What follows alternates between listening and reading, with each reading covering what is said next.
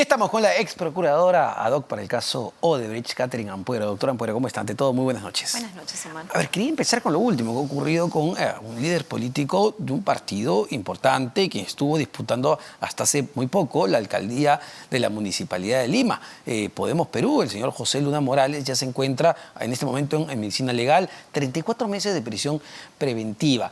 ¿Cómo analiza ese caso dentro de todo este contexto de judicialización de la política? Bueno, digamos que es otro político más que ya sabíamos que venía siendo investigado por esta existencia de esta supuesta organización criminal denominada los gángsters de la política, ¿no? Recordemos que cuando se hizo incluso una intervención en una de las universidades, en uno de los locales de las universidades, se le encontró en su vehículo mucho dinero, ¿no? Que finalmente no pudieron acreditar realmente la procedencia del mismo, ¿no? Aquí existe mucha evidencia que la Fiscalía ha presentado y que ha sido evaluada por un juez. O sea, un juez ha determinado que se cumplen los requisitos para que se dé la prisión preventiva. Y dentro de los requisitos que el juez ha calificado y ha dicho sí se cumplen, es la suficiencia probatoria. Es decir, que existan suficientes elementos de convicción que vinculan aquí a este excongresista con la comisión de graves delitos de corrupción, ¿verdad? Y también, pues obviamente, el quantum de la pena, que es superior a los 4 años, y el tema del peligro de fuga o entorpecimiento a la averiguación de la verdad por parte de estas personas. Entonces, aquí ellos ya presentaron, tengo entendido, un recurso de apelación, y si no lo van a hacer, seguramente lo van a hacer en las próximas horas, pero aquí lo concreto es que la medida, independientemente que sea impugnada o no, se tiene que cumplir, ¿no? Al inicio pensábamos que ya se dio a la fuga, como muchos otros políticos, pero finalmente tengo entendido que ya se puso a derecho para que en las próximas horas lo estén internando en un establecimiento penitenciario para cumplir esta orden judicial de prisión preventiva. Ahora, y es extraño, ¿no? Porque conversábamos acá en RPP con él hace solo instantes y un poco sacándolo del tema de su prisión preventiva, queríamos saber, bueno, que hable claro, cuál es su posición frente a una eventual vacancia del presidente de la República. Pero en todo momento evitó marcar una posición y que ha sido más o menos el conducir también de la bancada, ¿no? De Podemos, jugar siempre al filo de la navaja, que sí, que no. Entonces es imposible no relacionar los casos de investigación con la política en general ya en nuestro país y las conexiones que hay. Claro, porque muchos de los congresistas que tienen rabo de paja, llamémoslo así, directo, tienen miedo, tienen temor, porque lo mismo que le está pasando a otros políticos les puede pasar a ellos. Y eso también va a determinar finalmente el sentido de sus votos cuando tengan que pronunciarse o tomar una decisión respecto de la denuncia que está formulando la fiscal de la Nación. Hoy, ahorita es contra estas personas implicadas, pero si yo tengo rabo de paja, también me puede pasar lo mismo, ¿no es cierto? Entonces sí, eso va a jugar un papel importante y por eso es que nosotros cuestionamos la presencia de los niños, por ejemplo, en la subcomisión de acusaciones constitucionales, porque su razonamiento de ellos debe ser, si cae Castillo, caigo yo también.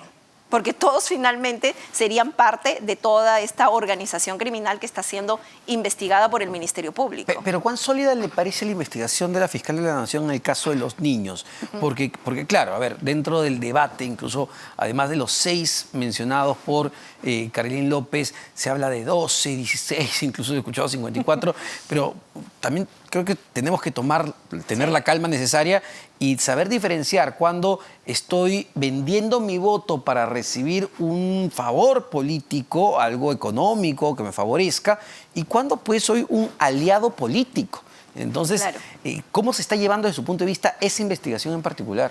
Bueno, yo creo que aquí, si la Fiscalía ha abierto investigación en contra de los 6 niños, es porque hay evidencia indiciaria de que los vincula con la comisión de los delitos. Se habla de más congresistas, incluso en un medio de comunicación escrito ha salido el nombre y la foto de otros más, pero sin embargo no hay evidencia palpable, porque de lo contrario ya la Fiscalía hubiera abierto investigación preliminar, porque ojo, para una investigación preliminar, Omar, no es necesario pruebas.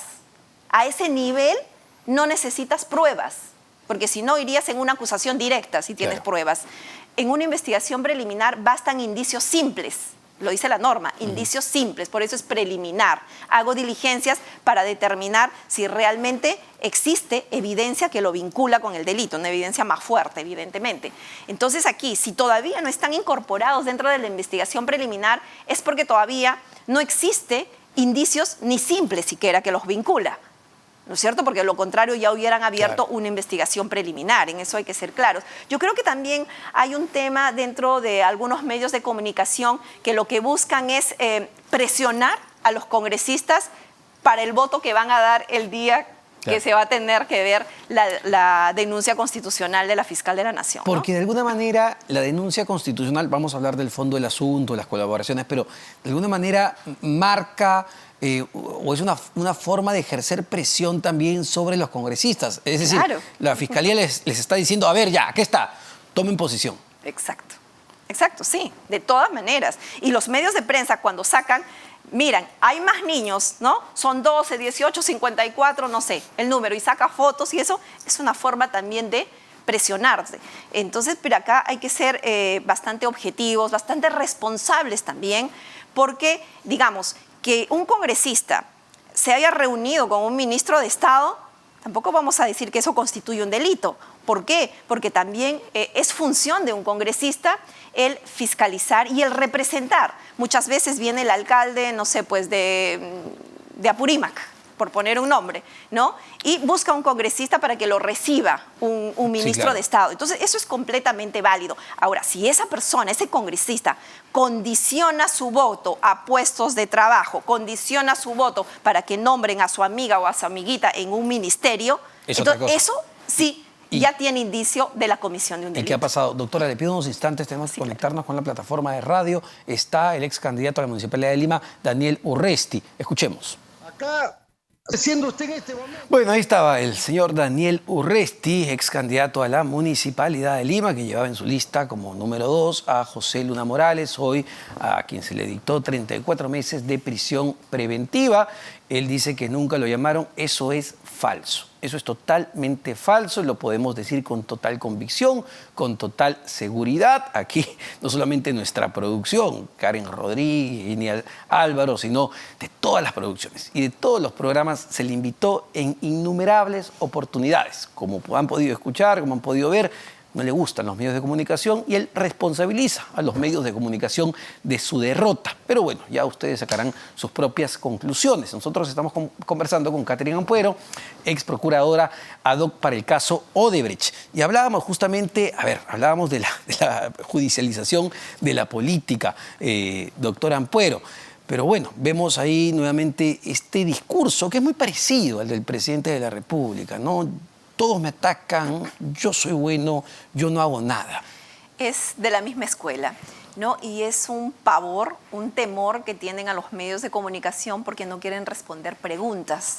Y lo hemos visto también en la última presentación del Ejecutivo, ¿no? Donde solamente dio cabida a la prensa internacional y sacó una mentira para tratar de justificar que la prensa nacional no haya ingresado. Recordemos que el Premier dijo que la prensa internacional había pedido que sean solo ellos, que no entre la prensa nacional, y lo cual ellos salieron a desmentir. Entonces es eso, el pavor, el miedo a las preguntas que se le puedan realizar y que obviamente les pone finalmente en aprietos. Las preguntas que les hacen los periodistas los ponen en aprietos, les ponen en evidencia, en todo caso, uno, la incapacidad, otro, les pone en evidencia, por ejemplo, los elementos de convicción que ha encontrado la fiscal de la Nación en esta investigación preliminar, que finalmente ha concluido con una denuncia que ha presentado la fiscal de la Nación ante el Congreso de la República en contra del presidente y 2 exministros de Estado. Ahora, es bien importante lo que acaba de decir, ¿no? Los elementos de convicción. Para un caso específico de todo lo que ha presentado el Ministerio Público en el caso ya del presidente de la República, un nuevo colaborador al interno, entendemos, de Palacio de Gobierno, ha señalado que, por ejemplo, se visitó las embajadas de Venezuela y México para buscar asilo tanto para Fray Vázquez Castillo, prófugo de la justicia, como Bruno Pacheco, prófugo en ese momento. Claro que sí. Es verdad, es todavía el dicho de un colaborador o aspirante a colaborador, pero cuando ya se presenta un video donde se ve al subsecretario general de Palacio acudiendo en determinadas fechas justamente a esas dos embajadas, ¿frente a qué ya estamos? Estamos frente a que ya estamos corroborando la versión del colaborador, estamos corroborando ese dicho, ¿no? Ya encuentras sustento a lo que dice.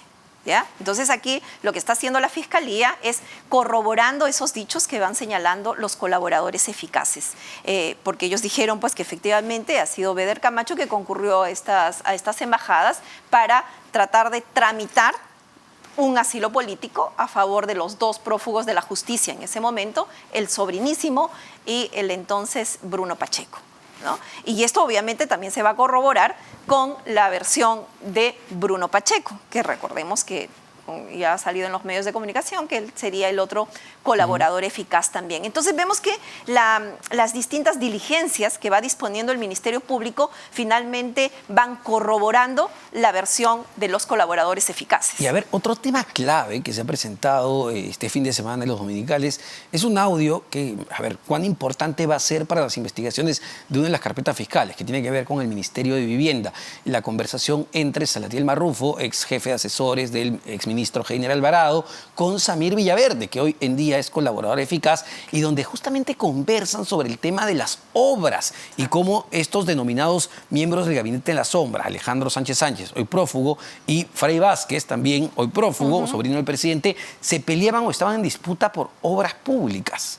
Estaban intercambiando ideas, poniéndose de acuerdo cómo se van a repartir las obras, con el mismo modus operandi que manejaron el Ministerio de Transportes y Comunicaciones, también manejaron el Ministerio de Vivienda. Lo que queda claro aquí también es que cuando estuvo vivo, porque ya lo mataron o se suicidó, dice, ¿no? El dueño de Serratea, me refiero a Alejandro Sánchez Sánchez, lo que queda claro es que cuando estaba vivo, sí, puso a un ministro para cumplir los fines que él tenía. Él puso y él fue el que recomendó a Heiner Alvarado para el Ministerio de Vivienda. ¿Para qué? Para asegurar que todas las licitaciones, los contratos, ¿no?, que se hagan dentro de este ministerio, él pueda recuperar la inversión que había hecho, porque él aportó a la campaña de Pedro Castillo. Y obviamente él apostó por eso, aportó, y no para sacar el mismo monto que aportó, sino muchísimo más. Y para eso obviamente necesitaba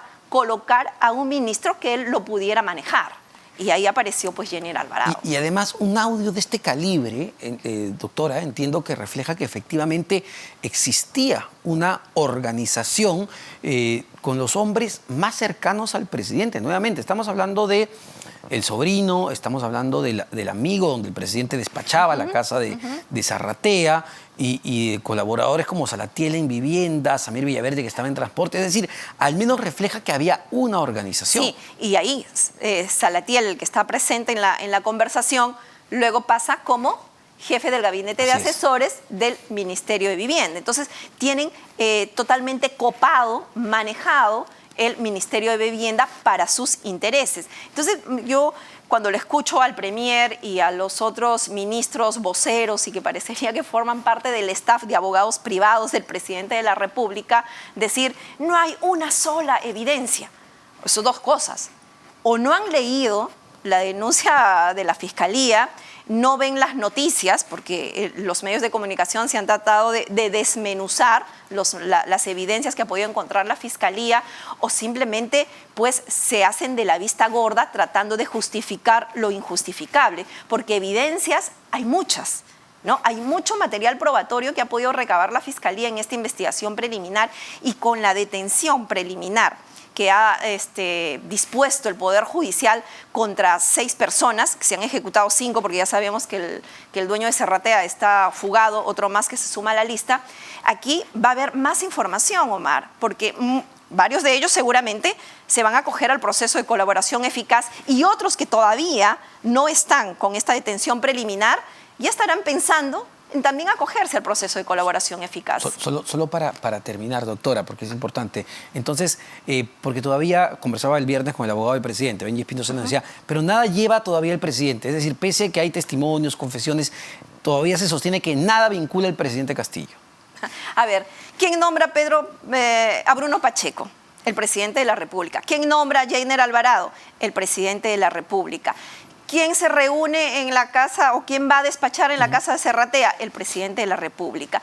¿Con quiénes se reunió el presidente de la República en Serratea? Con personas, con empresarios que finalmente salen beneficiados con la buena pro en importantes obras como Samira Budayet, ¿no? Entonces, todos los caminos te llevan al presidente de la República. Lo que pasa es que estamos acostumbrados, por herencia de la corrupción que vivimos en los 90, ver el video cuando Montesinos está entregando contante y sonante los dólares. Pero eso es un medio de prueba, pero hay en un razonamiento lógico, en una valoración de todo el material probatorio conjunto, todo te llevan a Pedro Castillo. Y eso es evidente. Y también quisiera culminar mi intervención, Omar, señalando pues que la ministra de Cultura, en vez de utilizar el tiempo en formular denuncias para tratar de desprestigiar a la fiscal de la Nación, ponga el ojo en recuperar la fortaleza de Cuélap, que es patrimonio nacional del país, es de todos los peruanos, es nuestro. Señora ministra, ya deje de estar utilizando el cargo para desprestigiar esta investigación que viene haciendo la fiscal de la Nación y evite que este patrimonio de la Nación se pierda finalmente.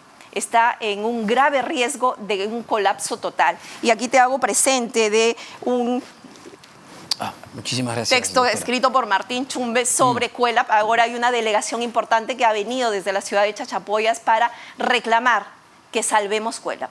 Es de nosotros. Claro que sí. Muchísimas gracias, doctora Ampuero, por esta entrevista y este análisis. La doctora Caterina Ampuero, ex procurador ad hoc para el caso Odebrecht. Vamos rápidamente a una pausa. Venimos para conversar sobre estos mismos temas, pero otra de las carpetas fiscales que tiene que ver con Petroperú, el exministro Iván Merino, exministro de Energía y Minas.